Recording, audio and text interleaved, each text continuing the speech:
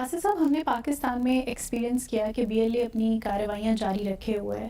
بھارت کسی موقع پر آ کر اس کو دہشت گرد تنظیم قرار دے گا یا نہیں؟ بڑا زبردست سوال پوچھا بھیا جب بھارت جب سے 11 مارچ سے واقع ہوا نا، جب جعفر ایکسپریس ٹرین کو اغوا ہائی جیک کیا گیا، تو اس کے بعد سے ہم دیکھ رہے ہیں، جو ہم نے پہلے بھی ڈسکس کیا، کہ بھارت کا سارا میڈیا جو ہے خوشیاں منا ہی رہا تھا تقریباً، کہ جی زبردست واقعہ ہو گیا. تو بڑی اسپیشل پروجیکشن دی جا رہی ہے، اور یوں لگتا تھا کہ وہ بی ایل اے کو شاباش دے رہے ہیں کہ ویل ڈن ویل ڈن، اس قسم کی ایکٹیویٹیز آپ کرتے رہیں اور ہم آپ کو شاباش دیتے رہیں گے. تو بالکل لگ رہا تھا کہ وہ ان کو امبولڈن کر رہے ہیں، انکریج کر رہے ہیں کہ بہت اچھا. اچھا، پھر سب دوران جب پاکستان نے، ہم نے بھی آبویسلی کچھ شواہد کی بنیاد پہ، کیونکہ ہم جلد بازی نہیں کرتے ان معاملات میں، ہم بہت کیئرفل رہتے ہیں. بالکل. تو ہم نے کہا کہ جی افغانستان تانے بانے ملتے ہیں، لیکن بھارت کا بھی اس میں ہاتھ ہے. اس پہ بھارت میں بڑا احتجاج ہوا، اور کہ پاکستان کو تو اندر دیکھنا چاہیے، پاکستان کے اندر پرابلمز ہیں، پاکستان کے وتیرہ ہے کہ فوری طور پہ بھارت پہ الزامات لگا دیتا ہے.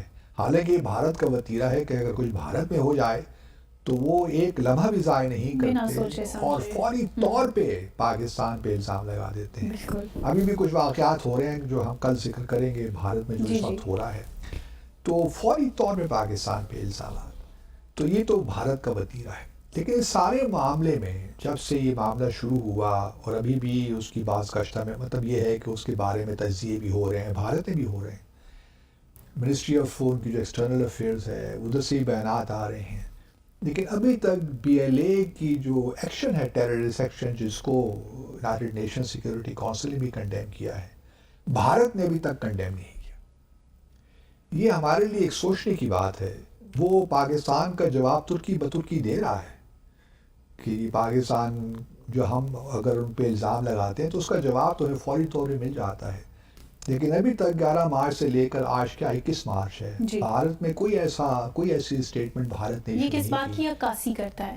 اسی بات کی عکاسی کرتا ہے جو ہم کہتے ہیں، جو ہمارے پاس شواہد ہیں کہ بھارت ہی بی ایل اے کو سپورٹ کر رہا ہے، اسی کو فنڈ کر رہا ہے، اور جتنے بھی یہ کاروائیاں ہوتی ہیں وہ بھارت کی اما پہ ہی ہو رہی ہیں. تو اس میں تو کوئی شک رہنا نہیں چاہیے کہ بھارت جو ہے شاید کتنا اچھا ہو کہ بھارت بی ایل اے کو بین کرے، جس طرح پاکستان نے بلیک لسٹ کیا ہوا ہے اس طرح وہ بھی کرے. لیکن یہ کرے گا نہیں، کیونکہ آفٹر آل بہت سے بلوچ جو سو کالڈ ڈسیڈنٹس ہیں یا سیپریٹسٹ ہیں وہ بھارت میں رہتے ہیں. بہت ہی 2 خواتین بھی رہتی ہیں، اور بھی بہت سے لوگ ہیں، ہربیار مری، رام دام بھکتی، ان لوگوں کا تو ڈائریکٹ تعلق ہے اور ان کو پیسے ملتے ہیں. بیچ میں ایک ہمارا گلف کنٹری، ایک برادر ملک بھی ہے جہاں سے کافی فنڈنگ وہاں سے جاتی ہے، ان کی طرف سے نہیں جاتی بلکہ وہ ایک، آپ کہہ لیجئے کہ وہ ایک شہر ہے جہاں پہ فیسیلیٹیٹ ہوتی ہے سارے معاملات. تو کاش کہ بھارت جو ہے، وہ آرگومنٹ ایک کر سکتے ہیں بھارت کے لوگ کہ پاکستان نے بھی تو کبھی نارتھ ایسٹرن اسٹیٹس میں انسرجنسی کو نہیں کنڈیم کیا، نیکسلائٹس کو کبھی کنڈیم نہیں کیا، یا فار دیٹ میٹر آج کل کے ماحول میں وہ کہہ سکتے ہیں کہ خالستان کو کنڈیم نہیں کیا. لیکن خالستان نے ابھی اب تک کوئی دہشت گردی تو کی نہیں، جہاں تک دیکھنا پڑتا ہے. وہ اپنی تحریک چلا رہے ہیں، ان سے پاکستان ایگری کرے نہ کرے کہ جہاں دہشت گردی کا واقعہ ہوگا، جہاں انوسینٹ لوگ مارے جائیں گے، پاکستان یقیناً اس کو بھی کنڈیم کرے گا. تو بھارت انٹرسٹنگ ہے یہ کہ آپ بھارت سے توقع نہ رکھیں کہ بھارت بی ایل اے کو کسی طور بھی بلیک لسٹ کرے گا، ان کی ایکشن کو کنڈیم بھی کرے گا. بلیک لسٹ تو بہت دور کی بات ہے.